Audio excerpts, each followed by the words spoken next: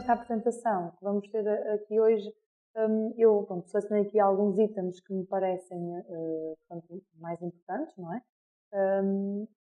Vou começar por fazer uma breve apresentação, portanto, o que é isto, o SI2E, explicar a quem é que se destina este apoio, portanto, quem é que são os beneficiários, que tipologia de projetos é que podem ser aqui abrangidos, que critérios é que os beneficiários devem, portanto, cumprir para se poderem candidatar, para serem, portanto, elegíveis, que critérios também é que os projetos devem cumprir para serem elegíveis, que despesas é que podem ser aqui inseridas, então que apoios é que são estes, né? Portanto, qual é que é a natureza do apoio, alguns níveis e limites que existem aplicados a esses mesmos apoios e depois, por fim, algumas obrigações que os beneficiários têm, portanto, que cumprir, né? Portanto, há sempre aqui uma benesse, mas depois também há sempre aqui um compromisso que os beneficiários têm que cumprir, digamos assim, para que as coisas possam ser entendidas como estando bem executadas portanto, que os projetos sejam concluídos com sucesso. Ok? Eu ia só deixar-vos perfeitamente à vontade para, no decorrer da apresentação, alguma dúvida que forem tendo com aquele tema específico, podem colocá-la através do chat, ok?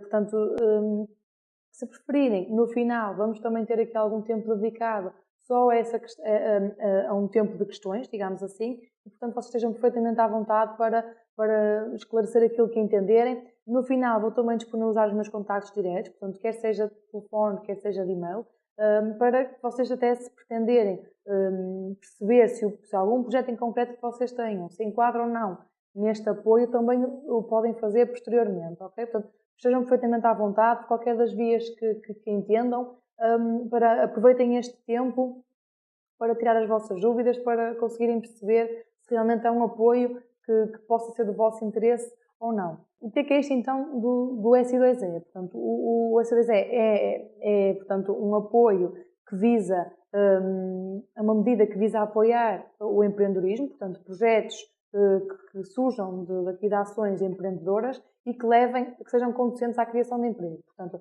o sistema de incentivos, como o próprio nome indica, o SI2E é o sistema de incentivos ao empreendedorismo e ao emprego, portanto, visa promover estas duas situações e foi criado através dos programas operacionais. Portanto, dentro do Portugal 2020, nós temos vários programas operacionais, mediante a região a que dizem respeito. Portanto, temos o Programa Operacional Regional do Norte, temos de Lisboa, do Centro, do Alentejo e do Algarve. Portanto, é assim que estão definidos estes POs. Portanto, cada programa operacional regional gera este SI2E de forma, digamos, independente. Portanto, há sempre um regulamento geral e estas regras que vamos falar aqui hoje estão também muito ligadas a essa questão, a esse regulamento geral, mas depois, dentro de cada programa operacional, existem vários avisos que podem criar regras mais estreitas que aquelas que aqui são ditas. Ou seja, estas aqui são transversais a todos, porque estão estipuladas pelo próprio regulamento e assim é uniforme a todos eles, mas depois podem haver regras mais concretas que os próprios programas operacionais as criem mediante os objetivos prioritários que esses programas têm para as regiões a que dizem respeito. Portanto, o SI2E, para além de estar dentro de cada programa operacional, divide-se entre aquelas que são as chamadas GAL e aquelas que são as chamadas CIM ou áreas metropolitanas. O que é isto?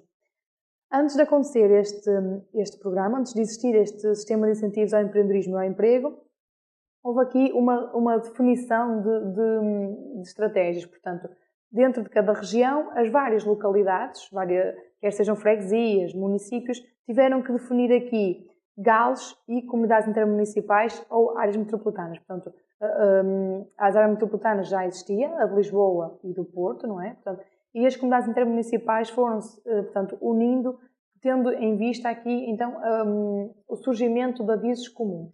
Por exemplo, temos aqui acima do Ave, a Comunidade Intermunicipal do Ave, que é aqui para esta região, portanto, aqui do Ave, Baixo e Médio Ave. Temos, por exemplo, acima de Coimbra, para a região de Coimbra.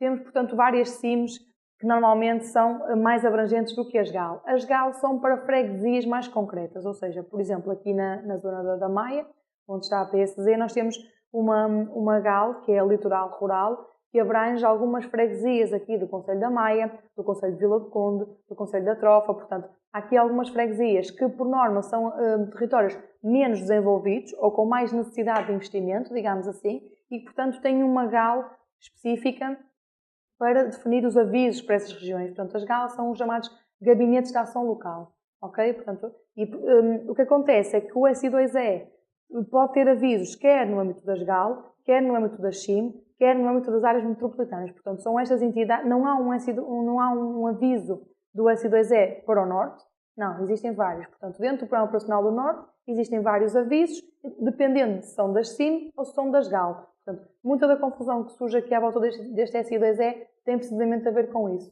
ok? Porque de aviso para aviso as coisas mudam e, portanto, exige um enquadramento muito mais exato do que os programas, os concursos normais do Portugal 2020. Portanto, outra particularidade do SI2E é que o próprio apoio vem de dois fundos. Portanto, temos o fundo FEDER, portanto, que apoia exclusivamente investimento, okay? Coisas, nomeadamente máquinas, equipamentos, estamos a falar de ativos tangíveis ou intangíveis, como por exemplo o registro de marca, algum software, portanto, é para a parte material, não é? E depois o FSE para a parte das contratações. Portanto, o SI2E tem também essa particularidade, que para além de financiar investimentos, financia também a contratação de recursos humanos. Portanto, existe aqui esta divisão daquilo que é o Fundo de Desenvolvimento Regional do Fundo Social Europeu. Okay? Portanto, existe aqui esta particularidade. Por um lado, o FEDER, como aqui estão a ver neste slide, está destinado à criação ou expansão de micro e pequenas empresas, implicando investimento e a criação líquida de pós-trabalho. Portanto, não é por não se pedir apoio para a contratação que a empresa deixa de estar obrigada a criar pós-trabalho. Não. Ela tem na mesma que criar pós-trabalho. Como vamos ver mais à frente, esses pós-trabalho podem ou não ser elegíveis para o fundo FSE, mas tem que existir na mesma esta criação líquida de pós-trabalho. É um requisito que não se consegue ultrapassar, ok? Depois o FSE pode, portanto, apoiar a criação líquida de pós-trabalho desde que esteja sempre implicado algum investimento, ok? Portanto, mesmo que vocês não se candidatem ao fundo FEDER para investimento, tem que haver um investimento associado. Imaginem que até fazem uma candidatura a outro fundo do Portugal 2020, por exemplo, uma inovação produtiva ou até uma linha de crédito, e por essa via têm que aumentar os recursos humanos da empresa para conseguir, portanto, acompanhar o crescimento ao nível de investimento. Podem fazer uma candidatura, de facto, ao FSE, onde mencionem que foi executado determinado investimento que não foi apoiado pelo SI2E, mas que ainda assim obriga a empresa, ou melhor, leva a empresa a criar aqui postos de trabalho e que, como cumprem com os requisitos estabelecidos por esta medida, podem, portanto, aqui ser apoiados ao nível do FSE. Portanto, quem é que pode, então, ser beneficiário deste apoio? Uma das particularidades é que só as micro e pequenas empresas é que se podem candidatar ao SI2E. Portanto, aqui não é as PME, porque as médias empresas estão excluídas, ok? Só empresas que cumpram com o estatuto de micro e pequenas empresas é que são, portanto, beneficiárias desta medida. Depois, na sua generalidade, todos os CAIs, deixem-me só interromper, tenho aqui o André Sousa a colocar-me uma questão se uma empresa pode fazer uma candidatura de FEDER mais FSE ou só FEDER. Correto, André. A empresa pode fazer uma candidatura de FEDER mais FSE, onde pede, portanto, apoio para investimentos e para contratações, ou só FEDER, onde apenas peça apoio para investimentos, com a ressalva de que a empresa tem na mesma que criar pós-trabalho. Ok? Portanto, entre o ano anterior à candidatura e o ano em que conclui o investimento, tem que haver aqui um aumento de criação líquida de pós-trabalho. Apesar de não ter que se candidatar a fundo para essa pessoa, ok? A mesma coisa acontece. Pode até não se candidatar ao FEDER, mas candidatar-se ao FSE. Ok? Portanto, se vocês forem fazer até um formulário, se forem preencher no formulário de candidatura, no Balcão 2020, vocês escolhem o aviso a que se vão candidatar e depois, entre aviso, podem escolher uma das três opções. FEDER, FSE e FEDER mais FSE. Portanto, aparecem mesmo essas três modalidades lá no formulário para vocês se avançarem com o preenchimento do formulário.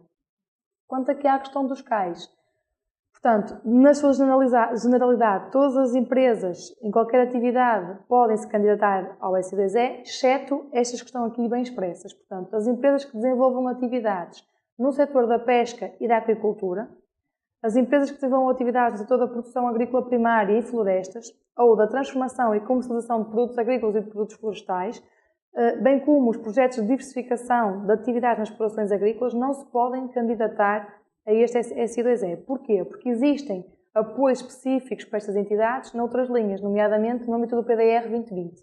Ok? Pronto. Para além destas, e pelo regulamento até do Portugal 2020 para este POSI, que é o Programa Operacional de Competitividade e Internacionalização, portanto, que é um regulamento ainda mais abrangente do que o regulamento do SI2E, estão excluídos ainda as atividades de financeiras e de seguro, portanto, que vão desde a divisão 64 à 66 do fecheiro que define os CAIs, não é? Portanto, para além disso, também não são elegíveis as atividades relacionadas com a defesa, ok? E com as atividades de lotarias e outros jogos de aposta, ok? Portanto, qualquer empresa que tenha atividades em algum destes setores, algum destes CAIs, não são abrangidos, portanto, não são empresas elegíveis. Todas as outras, pela natureza do regulamento, podem ser. Contudo, convém aqui chamar a atenção de que os avisos de concurso, ok, podem restringir um bocadinho mais isto, ou seja, podem definir atividades prioritárias, dizer assim, olha, vocês apesar de poderem candidatar todos, nós vamos dar prioridades a estas e a estas, ou então serem ainda mais específicos. Portanto, dizer mesmo que determinadas atividades, para além destas, estão excluídas daquele aviso. Aconteceu isso, por exemplo, com o último aviso da área metropolitana do Porto. Quer se fosse para investimentos acima de 100 mil ou abaixo de 100 mil, não era permitido, por exemplo, que empresas com CAI de alojamento, portanto 5.5, não se podiam candidatar, estavam automaticamente excluídas desse aviso. As atividades de restauração a mesma coisa, portanto, empresas que tivessem como CAI as atividades de restauração não se podiam também candidatar. Depois uma questão que surge muitas vezes é, ok, a empresa até pode não ter como CAI primário, ou como CAI principal, tem como CAI secundário. Se assim for, pode candidatar-se? É assim, o que acontece muitas vezes é que se a empresa tiver como CAI secundário, pode ser difícil de demonstrar que aquele investimento não vai privilegiar esse CAI. Ok? Portanto, o Bruno João está-me aqui a fazer uma questão, mas eu já respondo. Deixa-me só acabar este raciocínio. Portanto, a questão o Bruno está-me aqui a questionar se o CAI de restauração se pode ou não candidatar. É assim, Bruno, pela natureza do regulamento pode, portanto, não há nada que exclua o CAI da restauração. Agora, os avisos que vão ser lançados podem restringir mais, e eu dei-lhe o exemplo da área metropolitana do Porto, portanto, todos os projetos que se localizassem em freguesias ou concelhos que fossem abrangidos pelo aviso da área metropolitana do Porto, no último aviso que eles lançaram não se podiam candidatar, porque eles excluíram automaticamente todas as atividades relacionadas com o CAI de restauração. Mas, por exemplo, se for de Coimbra, se for daqui da Maia, e se tiver a obriga litoral rural, por exemplo, já podia, porque o aviso não excluía. Ok, Bruno? Portanto, depende muito da localização do projeto e do aviso que estiver naquele momento a decorrer. Aliás, pode acontecer que a mesma entidade que se localize na área metropolitana do Porto não se pudesse candidatar ao último aviso porque realmente estava excluído, mas o próximo aviso do Porto pode até não ter essa exclusão. Ok? Portanto, de aviso para aviso, as regras podem mudar. Ou seja, o exemplo que eu estava a dar era que no último aviso da área metropolitana do Porto, as atividades as empresas com CAI de restauração não se podiam candidatar. Ok? Portanto, na zona de Coimbra também não estava excluído. Ok? Neste momento, na zona de Coimbra não tem concursos abertos, portanto não consigo dizer exatamente se pode ou não, mas à luz do anterior aviso que existiu para a zona de Coimbra, as atividades de restauração podiam-se perfeitamente candidatar, porque não havia nenhuma exclusão que assim que não o permitisse. Ok? Pronto. Depois, isto que eu estou aqui a explicar é aqui o que diz na última linha deste slide, que é o enquadramento de todos os setores de atividade, não invalida a existência de eventuais restrições a prever pelas entidades gestoras nos avisos de concurso. Ou seja, é isto mesmo. Apesar do regulamento só excluir estas, que estão aqui, os avisos podem excluir outras, ou dar prioridade. Ok? Portanto, eles têm legitimidade, as entidades gestoras de cada aviso têm legitimidade para o fazer. ok? Portanto, se assim for, as entidades, há aquele aviso em específico que não se podem candidatar, ok? Portanto, em termos de projetos, não é? Portanto, em termos de entidades, não é? Portanto, em termos de projetos, são possíveis, podem-se candidatar as empresas que tenham projetos de criação de micro e pequenas empresas, ou então a expansão e modernização de uma micro e pequena empresa que esteja criada há menos de 5 anos. Mas também podem-se candidatar micro e pequenas empresas que estejam criadas há mais de 5 anos. O que existe é aqui uma separação entre uma coisa e outra, porque as condições são diferentes quer para uma situação, quer para outra, nomeadamente no que diz respeito às taxas de apoio. Portanto, normalmente, em todos os avisos que ocorreram até agora, as entidades que eram criadas há menos de 5 anos tinham sempre uma majoração adicional face às outras. Okay? Portanto, por isso é que existe aqui esta separação. Uma coisa é criar e expandir uma empresa recente, portanto, criada há menos de 5 anos. Outra coisa é expandir ou modernizar uma empresa que esteja criada há mais de 5 anos. Apesar de todas elas serem elegíveis, há aqui restrições, há aqui condições diferentes para uma situação e para outra. Portanto, em termos de beneficiários, para além de serem uma micro e pequena empresa e terem que estar inseridos num CAI que não esteja excluído para aquele aviso de concurso, há outros critérios que se tem que cumprir. Um deles é que as empresas têm já que estar legalmente constituídas, ou seja, existem, por exemplo, créditos bancários que se podem solicitar enquanto pessoa singular. Portanto, a pessoa não tem que ter atividade aberta, não tem que ter uma empresa criada e candidata-se em nome próprio. No SDAS não é possível. Portanto, se estivermos a falar de criar uma sociedade unipessoal ou uma sociedade de cotas, ou outra entidade, ou outra forma jurídica, a empresa já tem que estar criada antes da candidatura, ok? Se for um empresário não individual, tem já que ter iniciado a atividade nas finanças também antes de entregar a candidatura. Portanto, o início da atividade é já um documento que tem que fazer parte do processo do dossiê de candidatura, digamos assim, ok? Para além disso, a entidade a candidatar-se tem que ter uma situação regularizada perante a Segurança Social e as finanças, ok? Portanto, não pode ter dívidas a qualquer uma destas entidades.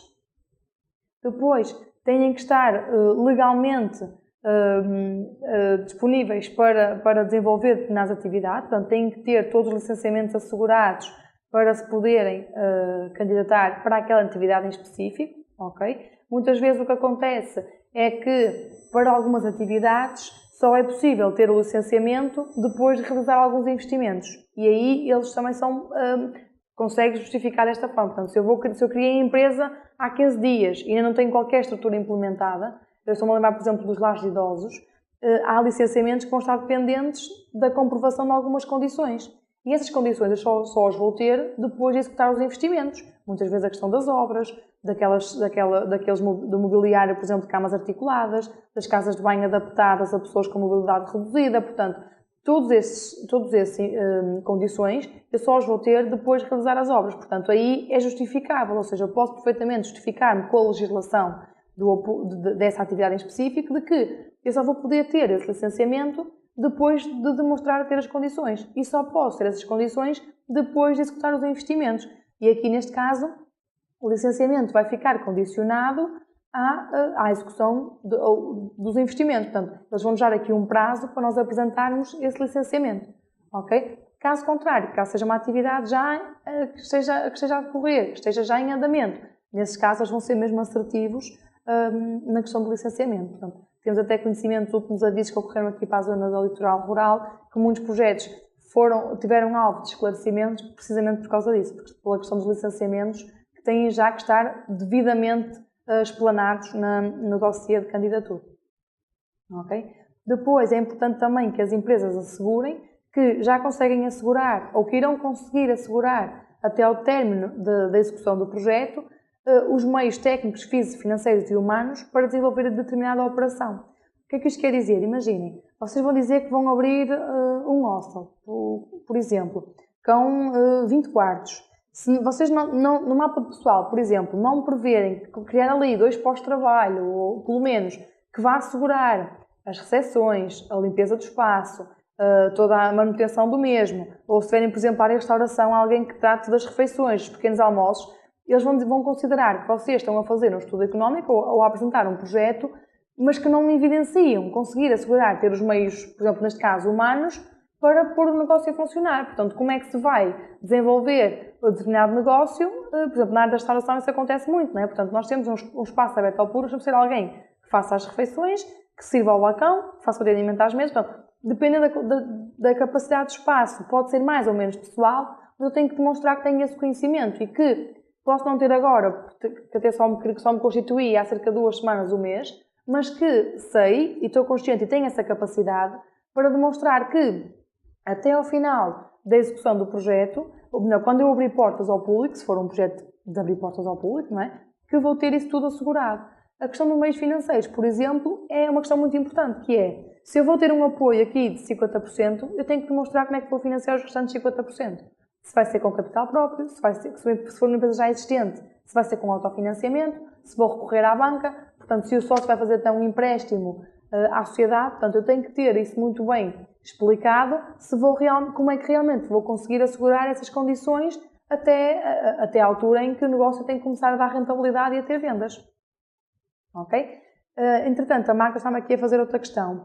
Boa tarde. Por exemplo, para casas residenciais de idosos e para o turismo rural, sabe que é necessário ter o licenciamento de empresa que se irá criar na altura da candidatura? É assim, Marta. Vocês, quando se trata de um projeto de turismo, vão ter já que ter um registro no Turismo de Portugal. Portanto, agora, esse registro vocês têm que ver ou com a vossa entidade, para a vossa atividade em específico, que tipo de licenciamentos é que precisam, ok? E isso é extra candidatura, ou seja, vocês têm que ver para a atividade em concreto quais é que são os licenciamentos que eu preciso e se esse licenciamento está pendente ou não do investimento a realizar. O que eu estava a explicar há bocadinho é que na candidatura, caso vocês não tenham o licenciamento, porque em alguma dessas entidades vos informaram que vocês só podem ter o licenciamento depois de executarem o investimento, vocês têm que evidenciar isso na candidatura, se possível com legislação ou com algum parecer técnico.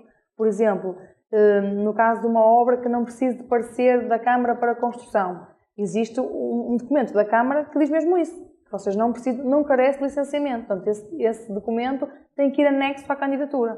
Portanto, vocês, antes de se candidatarem, têm que fazer esse levantamento de qual é que é o licenciamento que eu preciso ou não, para depois perceber se eu já o posso ter ou não. E na candidatura ter isso muito bem explicado. Ok? Continuando aqui nos critérios de elegibilidade dos beneficiários.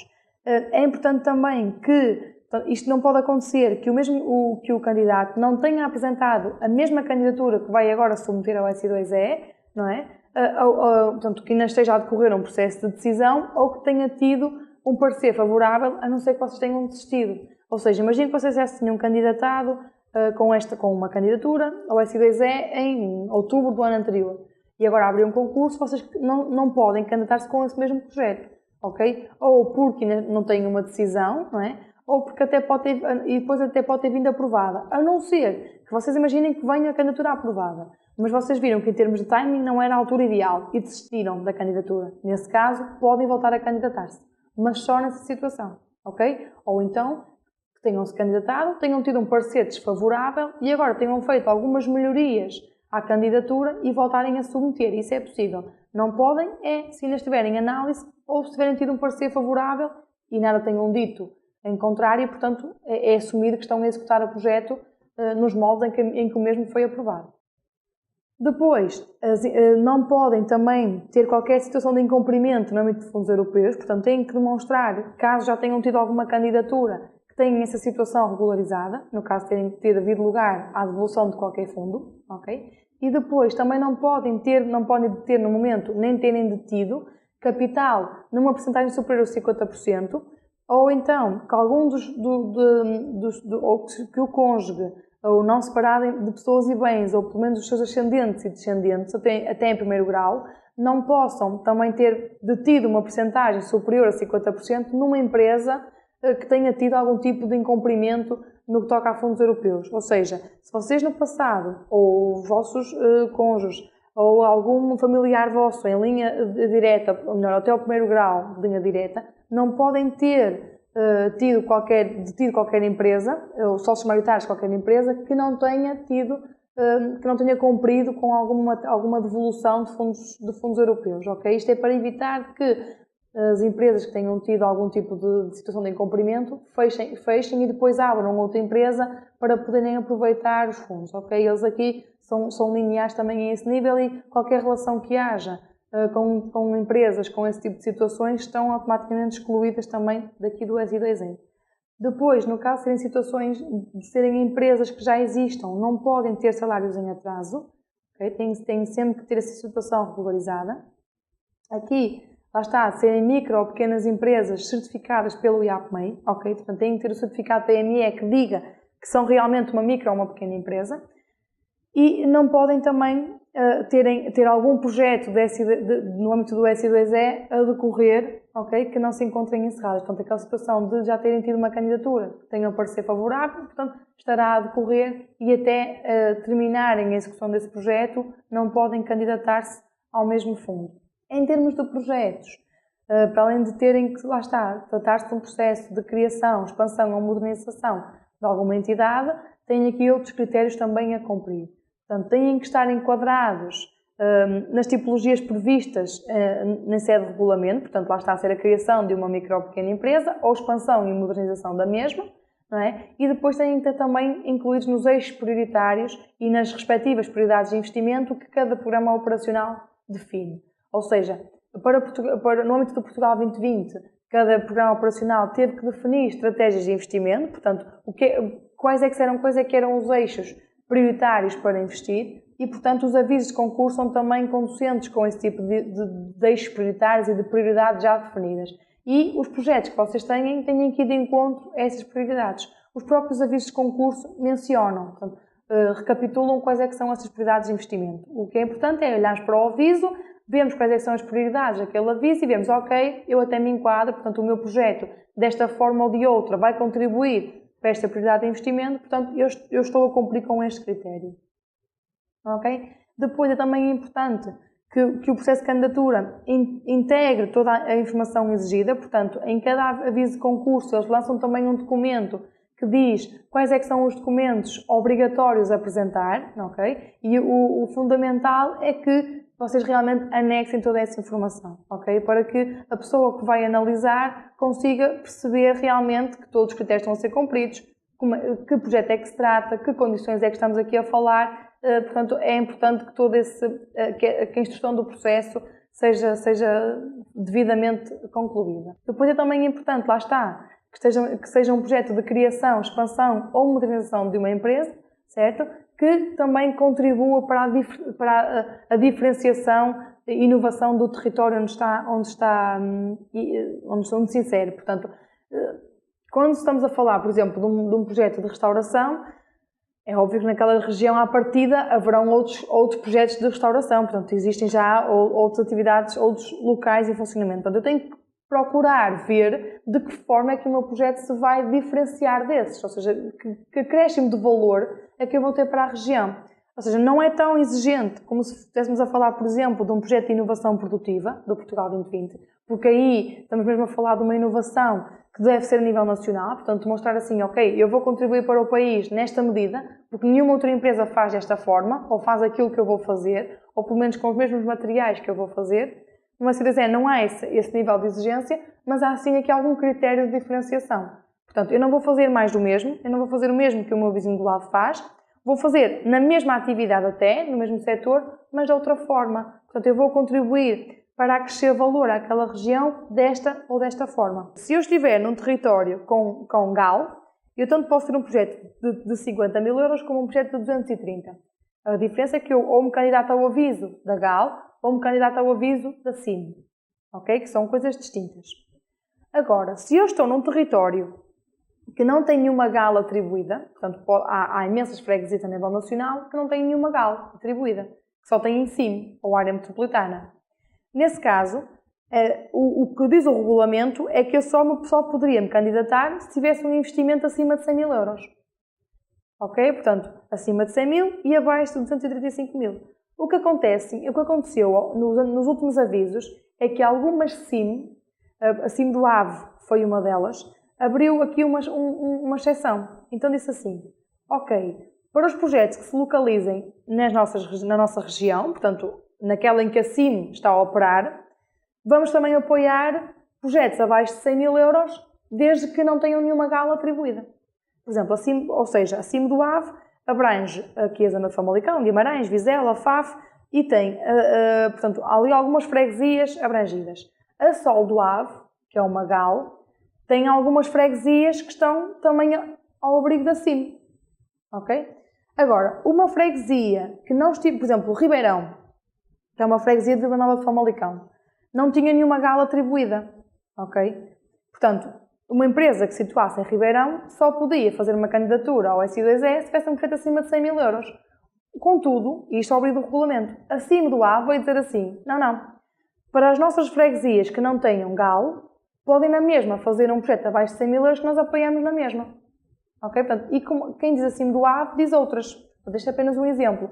Ou seja, o regulamento, apesar de prever esta regra, os avisos podem dizer assim, ok, muito bem, mas não vamos excluir nenhuma entidade só porque tiveram o azar, digamos assim, de não estar inseridos em nenhuma GAL e por isso não podiam ter um investimento de 70 mil euros, por exemplo. Não é? Agora, eles vieram criar essa regra, portanto, o que acontece é, no regulamento até 100 mil euros nas GAL, de 100 mil a 235 nas CIM, a não ser que os avisos específicos tirem esta condição. Portanto, abram uma exceção onde digam o contrário, ok? Portanto, este enquadramento nós podemos ajudar-vos a fazer, ver para o vosso projeto específico qual é que é a localização, se tem GAL ou se não tem GAL, e mediante o montante de investimento perceber se é possível candidatar-se e a qual aviso, ok? Esta é que é a grande essência do SI2E, é perceber então a que entidade é que eu me vou candidatar, a que aviso é que eu me posso candidatar, ok? Depois, todos os projetos têm uma duração máxima de execução de 18 meses, portanto, eu vou definir uma listagem de investimentos a realizar e tenho 18 meses para os realizar. Ok? Portanto, desde o momento em que eu tenho a primeira fatura, que é aquilo que dita o início do projeto, no âmbito do FEDER, ok? Eu tenho 18 meses para concluir todas as faturas que eu tenho previstas no meu projeto. Excepcionalmente, podemos pedir um prazo adicional de 6 meses, desde que seja devidamente justificado. Ok? Portanto, que não podemos definir logo a partir de 24 meses. Não, nós estamos a contar com 18. Se alguma coisa acontecer em contrário, pedimos para nos darem mais 6 meses. No caso do FSE, o tempo é contado, os 18 meses são contados desde a data da criação do primeiro posto de trabalho. Ok? Portanto, quando eu contrato a primeira pessoa, eu tenho 18 meses para ter as pessoas todas contratadas e para que o apoio que eu vou ter aos postos de trabalho decorram. Ok? Depois, outra situação importante, e está um bocadinho ligada àquela questão que eu falei há bocadinho, de ter que se demonstrar que estão asseguradas as fontes, os meios técnicos, físicos, financeiros e humanos, é que eu tenho que demonstrar que consigo assegurar as fontes de financiamento. Portanto, se eu vou pedir um apoio de 50%, que é aquilo que eu tenho direito, eu tenho que demonstrar que consigo pagar os outros 50%, quanto mais não seja através de um crédito bancário. Portanto, ter aqui algum crédito junto da banca que me permita, portanto, executar o investimento na totalidade, apesar de só ter aqui um incentivo de 50% do montante a realizar. Okay? Depois também é importante demonstrar que o meu projeto é viável do ponto de vista económico ou financeiro. Portanto, eu vou ter que ter um estudo económico, portanto, é obrigatório em todas as candidaturas, todos os avisos, que eu submeta o estudo económico do projeto, onde eu diga assim, ok, eu vou executar determinado investimento, mas isto, com o decorrer do negócio, eu vou conseguir ter este retorno. Não, pode não ser num ano, nem em 2, mas tenho que demonstrar que vou ter esse retorno e em quanto tempo, ok? E o estudo económico permite-nos demonstrar, portanto, esta viabilidade económico-financeira de cada projeto. No caso dos FSEs, existem também regras mais concretas, nomeadamente o facto de a criação do posto de trabalho estar ligada a algum investimento. Portanto, eu posso não me candidatar ao FEDER, mas eu tenho que demonstrar que fiz determinados investimentos e que por conta desse investimento eu tenho que aumentar a minha carga de pessoal. Ok? Portanto, e aí sim, candidato-me então à operação FSE. Depois, mais uma vez, o valor do investimento aqui apenas me irá dizer se eu vou me candidatar a uma GAL ou uma SIM. Portanto, se eu fiz um projeto de investimento quer tenha sido financiado ao abrir de outro programa do Portugal 2020, quer seja financiado ao nível de um financiamento bancário ou até com capitais próprios, se eu investi, imagine, 50 mil euros, então eu vou-me candidatar ao FSE ao abrigo de uma GAL. Se eu, por contrapartida, fiz um investimento de 150, eu já me vou candidatar ao FSE ao abrigo de uma SIM e de uma área metropolitana do Porto. Portanto, o FSE também está sempre do Porto ou de Lisboa, peço desculpa. Portanto, no âmbito do FSE também está sempre pendente de um aviso. E eu vou saber qual é o candidato mediante o investimento que está associado. Ok? Depois, não existe aqui um mínimo definido, portanto, quanto é que eu tenho que, se eu investir 100 mil, eu tenho que criar X pós-trabalho. Não. Portanto, tem que haver aqui uma coerência. Ok? Portanto, entre o investimento que eu realizei, portanto, imagine, se eu digo assim, olha, eu comprei 2 máquinas e para cada uma delas eu preciso de uma pessoa para monitorizar essa máquina. Eu vou colocar, se calhar, um pedido para 2 pessoas, uma para cada máquina, não é? Agora, se eu digo assim, eu preciso de uma máquina, eu comprei uma máquina que só preciso de uma pessoa, mas eu quero contratar 3. Ou eu digo que vou fazer turnos, que a máquina vai trabalhar 24 horas por dia e que preciso fazer turnos, não é? Ou então, pode ser mais difícil de justificar. Portanto, temos que ser aqui um bocadinho coerentes entre o investimento que se realizou e os postos de trabalho que se vão criar, ok? Depois, só é considerada uma criação líquida de pós-trabalho se corresponder a uma contratação a tempo integral. Portanto, tem que ser uma pessoa que entre a full-time, a tempo completo.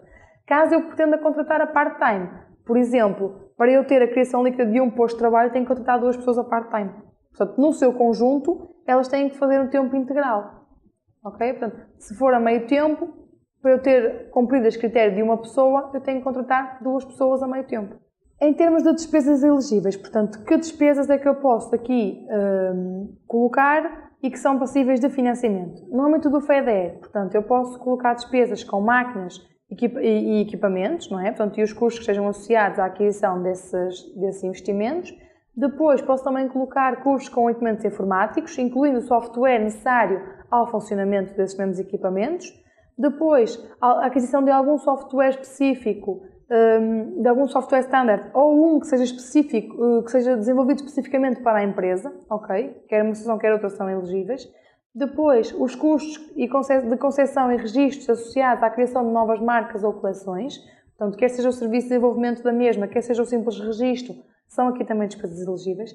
Depois, também, os custos iniciais associados à domiciliação de aplicações, à adesão inicial a plataformas eletrónicas, a subscrição inicial de aplicações em regime de software as a service, a criação e publicação inicial de novos conceitos eletrónicos, bem como a inclusão ou catalogação em diretórios ou motores de busca, portanto, tudo aquilo que tem a ver com o desenvolvimento de websites, com a inserção de alguma coleção, por exemplo, numa plataforma online, portanto, tudo isso são despesas que podem ser aqui também incluídas. O material circulante, desde que esteja relacionado com o exercício da atividade e que seja imprescindível à execução da operação, e aqui por material circulante entende-se meios de transporte. Ok? Portanto, aqui há várias dúvidas do que é que pode aqui ser inserido, mas estamos aqui a falar, imagine, de uma empresa de transportes, que faz transportes de produtos, vai precisar de adquirir, por exemplo, viaturas. E aqui é um caso justificável. Agora, imagine uma empresa que precise ter um comercial na rua, aqui a viatura já não é elegível, porque não é imprescindível ao core business da entidade, portanto, é uma atividade acessória. Depois são também elegíveis os serviços de arquitetura e de engenharia relacionados com a implementação do projeto, despesas com estudos, diagnósticos, auditorias, planos de marketing, projeto de arquitetura e de engenharia associados ao projeto de investimento, ok? Portanto, aqui, por exemplo, os estudos de viabilidade económica são despesas elegíveis neste tipo neste apoio, nesta medida. São também elegíveis as despesas com obras de remodelação ou adaptação dos espaços, ok? É importante aqui assegurar que não há uma relação entre a empresa fornecedora e o adquirente, ok? Aqui eles chamam aqui a atenção na parte da obra, mas também em qualquer outra despesa vão fazer essa verificação, ok? Portanto, que não há relação entre o adquirente, beneficiário neste caso, e o fornecedor de determinado investimento.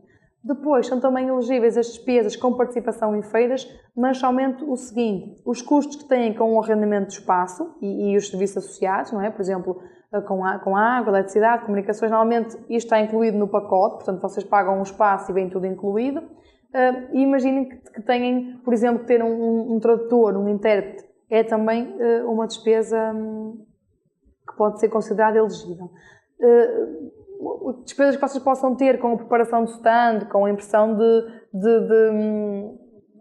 layout do próprio stand, não é? Portanto, a construção do mesmo são também despesas elegíveis. Custos que possam ter com a montagem do stand na feira também podem ser incluídas. E depois os próprios custos de funcionamento do stand.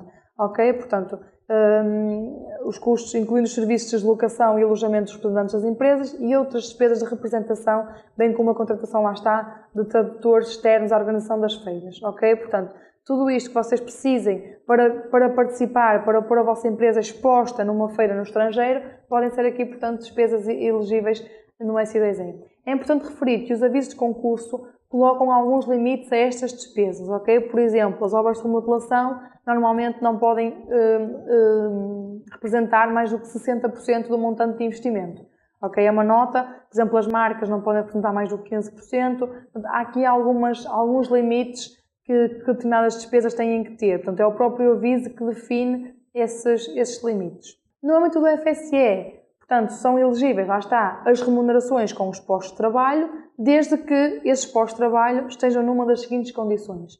Ou que se trate da criação do próprio emprego, quando é o próprio promotor que estava desempregado e que quer, portanto, criar a sua empresa e está a criar o seu próprio emprego a tempo completo. Ou, no caso dos postos de trabalho que se vão criar, serem pessoas desempregadas que estejam inscritas há mais de 6 meses no IFP, portanto, e que sejam desempregados de longa ou de muito longa duração.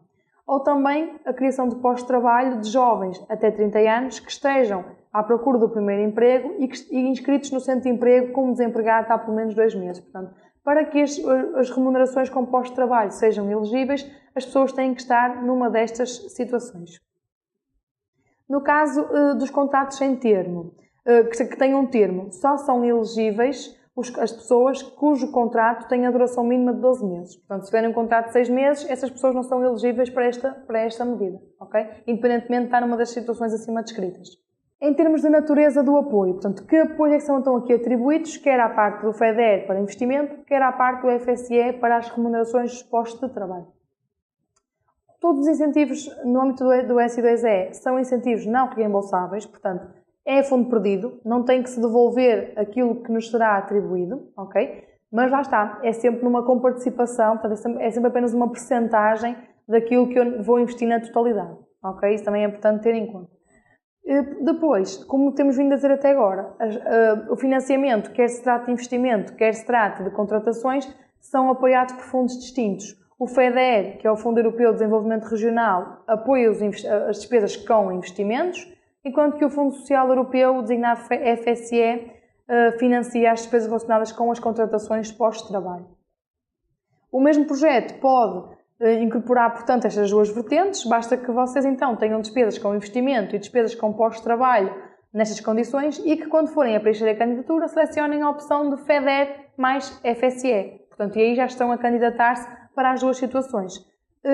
Ou então, ter apenas uma das situações. Outra questão importante é que podem se candidatar às duas situações em momentos distintos. Portanto, eu até fiz uma candidatura ao FEDER e na altura não me candidatei ao FSE porque até achei que não tinha ninguém que cumprisse com as condições para ser beneficiário do apoio. Mas depois até encontrei uma pessoa que está desempregada, que cumpre com os critérios, que satisfaz os meus requisitos e, portanto, poderia então candidatar-me ao FSE. Posso fazê-lo, ok? Portanto, candidatar-me ao FSE por conta da medida FEDER que já me candidatei em momento anterior. Que níveis de apoio é que eu posso aqui obter? Para a parte do investimento, portanto, da maquinaria, do software, dos equipamentos informáticos, dos projetos, portanto, que tipo de apoio é que eu posso ter aqui? A taxa mínima são 30%. Portanto, para territórios que não se localizem em baixa densidade, a taxa base são 30%. Para os projetos que se localizem em territórios de baixa densidade, a taxa base já são os 40%. Portanto, aqui já se consegue logo definir se eu vou partir dos 30% ou de 40%. Os territórios de baixa densidade estão definidos em portaria, portanto, basta vocês nos dizerem qual é que é a freguesia, que nós já conseguimos perceber se é ou não um território de baixa densidade e, portanto, a taxa base de apoio vai ser os 30% ou os 40%. Depois, em cada uma das situações, podem conseguir ir ficar mais 20%, o que faz com que a taxa mínima deste tipo de apoio seja 30% e a taxa máxima seja 60%.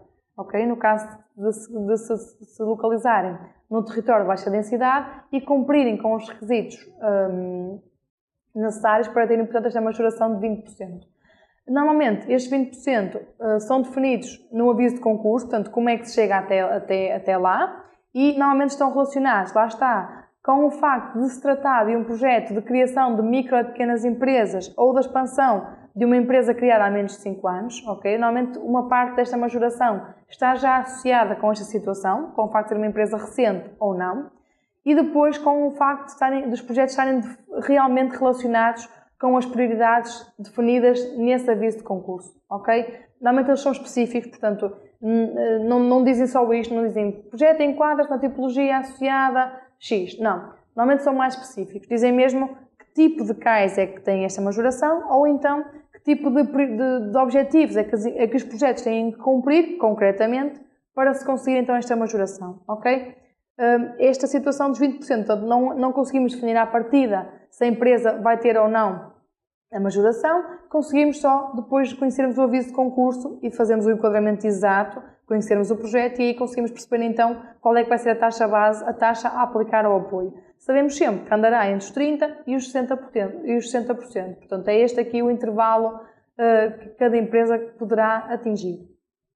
No caso do FSE, portanto, os apoios, o apoio a atribuir corresponde ao IAS, portanto ao valor do indexante de apoio social. Neste momento o IAS está em 428,90, ok? Portanto 428,90€ por mês. Portanto, é este o cenário, o apoio que se pode obter por cada contratação. Independentemente do salário que vocês vão pagar à pessoa, é este o valor que vão receber por mês.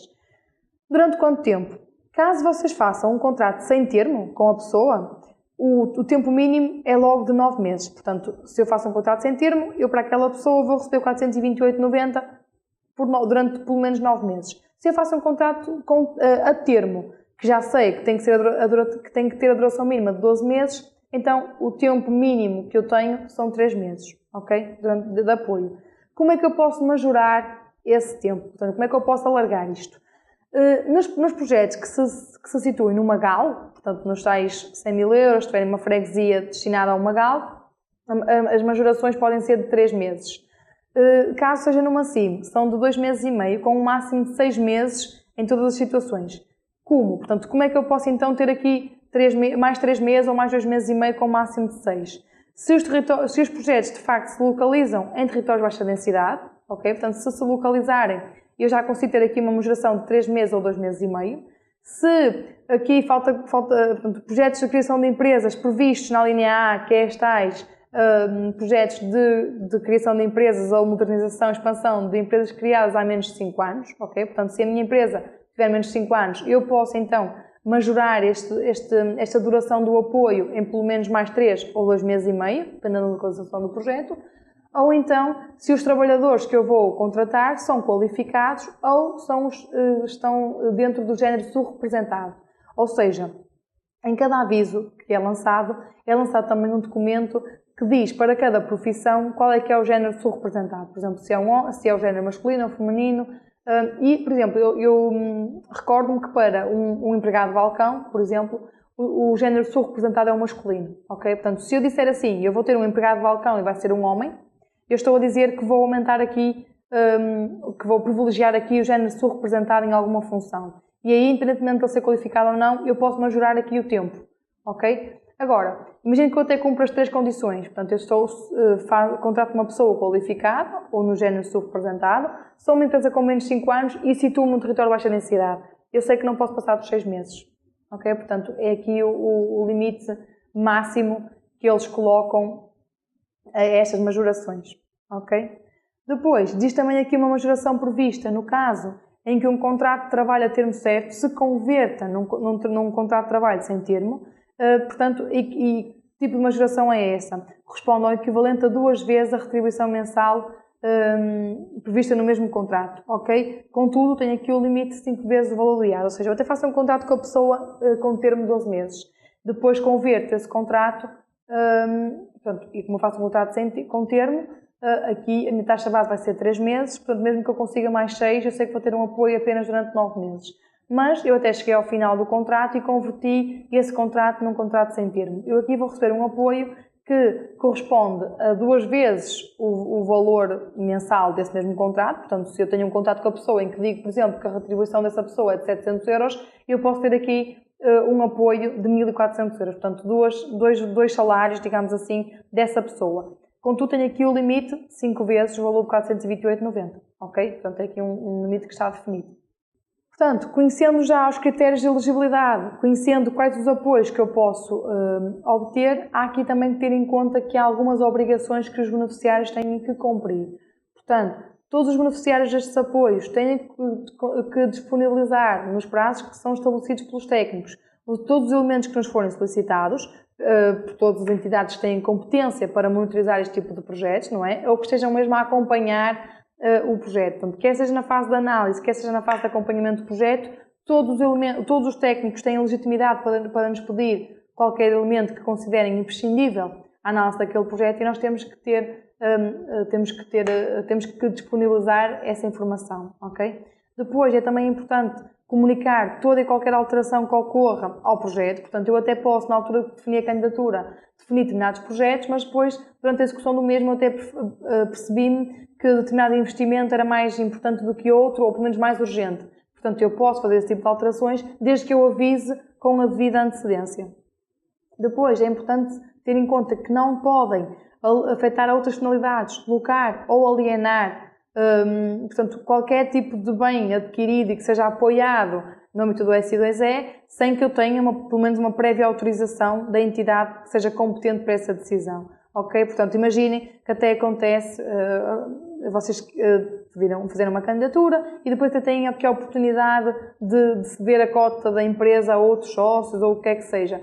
Isto pode acontecer desde que tenham uma prévia autorização da entidade competente para esse efeito. Ok? Normalmente é o Programa Operacional Regional.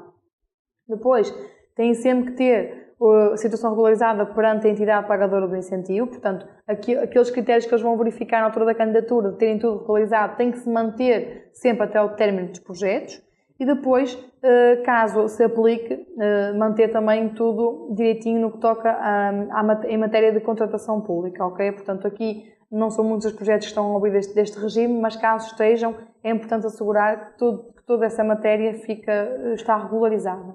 Depois, no caso dos contratos de trabalho que se celebem sem termo, esses postos de trabalho têm que ser mantidos desde o início da vigência do contrato e pelo menos pelo período de 24 meses. Ou seja, eu até posso receber o apoio só durante 15 meses, não é? Portanto, que é aquele prazo definido, imagino, dos 9 meses mais os 6 meses de majoração, mas eu tenho que o manter, não posso ter só esses 15 meses, tenho que o manter pelo menos durante 24, ok? É aqui a regra.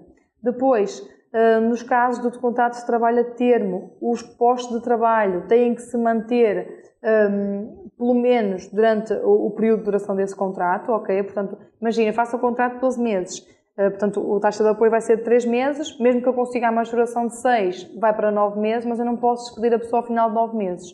Portanto, eu tenho que manter esse contrato pelo menos durante os 12, ok? Que é o tempo que estava definido para esse contrato. Depois, tenho sempre que manter o investimento que fiz afeto à atividade em questão, não é? E naquela localização geográfica. Portanto, eu não posso, no prazo de 3 anos, após o pagamento final do apoio, mudar a empresa de localização. Portanto, se eu me candidatei, imagino, para a freguesia do Castelo da Maia, eu tenho que manter a minha empresa no Castelo, portanto, e os investimentos afetos àquela localização, pelo menos durante 3 anos após o último pagamento que me é feito no âmbito dos fundos comunitários, ok? Depois, no caso dos apoios à criação de emprego, temos sempre que submeter a informação referente aos dados físicos e financeiros que são requeridos pelo sistema de informação com uma periodicidade mínima de bimestral. Portanto, o que é que acontece? Eu faço um pedido de reembolso, mas mesmo que eu faça num período superior a 2 meses, eu tenho que ter sempre a informação carregada pelo menos 2 meses. Eu tenho que saber sempre, por exemplo, que eu estou a pagar os salários. É isto aqui que eles querem comprovar com esta obrigatoriedade de que eu, imagine, em janeiro, março, maio, eu estou a submeter informação para dar conta que a pessoa se mantém, que eu tenho pago os salários, que estou a pagar a segurança social, que estou a pagar as retenções, portanto, que estou a cumprir com tudo aquilo que é obrigatório no que diz respeito àqueles postos de trabalho que estão a ser, portanto, apoiados. Ok? Em termos genéricos, e eu sei que é, se calhar, muita informação para esta hora, não é? Mas a ideia aqui é dar-vos uma visão geral do que é isto do sistema de incentivos ao empreendedorismo e ao emprego. Portanto, o SI2E está ainda numa fase portanto, está a bom ritmo, ok? Tivemos ali no ano passado um boom muito grande de candidaturas, as coisas estagnaram um bocadinho, já tivemos algumas candidaturas este ano, nomeadamente para as zonas que foram afetadas pelos incêndios, ok? Portanto, houve aqui também um abrandamento das outras regiões em privilégio dessas, ok? Portanto, entende-se, foram localizações que foram ali privadas de algumas situações e, portanto, quis dar ali algum incentivo para que as empresas se restabelecessem, ou então que até abrissem novas empresas para restabelecer um bocadinho também a confiança às pessoas dessas regiões.